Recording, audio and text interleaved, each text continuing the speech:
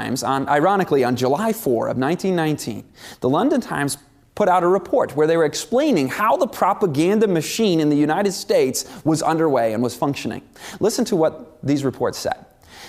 Efficiently organized propaganda should mobilize the press, the church, the stage, and the cinema, press into active service the whole education systems of both countries, the homes, the universities, public and high schools, and the primary schools, and then this, histories should be revised.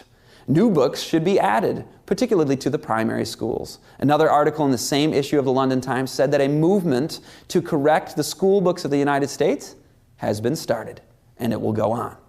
So in the early 20th century, not only were they bringing this movement in, but they were retelling the story, the history of American education and all of American history. Because again, they didn't want too much history. Remember, the National Education Association said, get rid of history, bring social studies in, because we don't want people too aware of their own history, because that will, well, as we heard earlier, having too much education, too much intellectual education will cause discontent.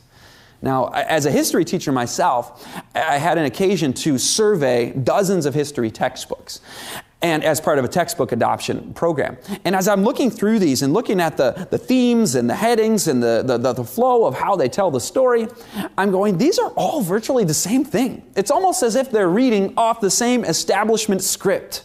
And I would hear, you know, this textbook offers this different angle on things, and this one offers a little different hue on the perspective on history. And I'm going, okay, that's a minor little thing, but where is the history of Edward Bernays and the movement of public relations and propaganda? Where is the history of American schooling? Where is the history of what the Constitution is actually about and understanding American freedom? All of these things are largely absent from the textbooks, and you get a whole new, what's called social history of America.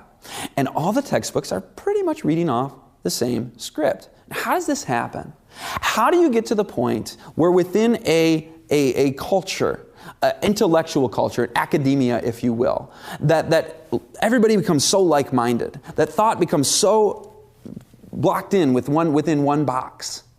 I actually experienced this right out of the gates in my college Department of Education. As a history major, I remember one of the very first things I remember hearing was, now you can write a paper in this class and you can research on just about, you know, anything you want, but please don't do any research. Do not submit a paper to me on the John F. Kennedy assassination.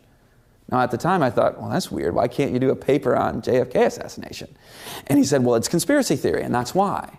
So it's not allowed. So this sort of history that we've been doing for the last two sessions is not permitted in the academia. You're given an article, a very important article called the Paranoid Style in American Politics, that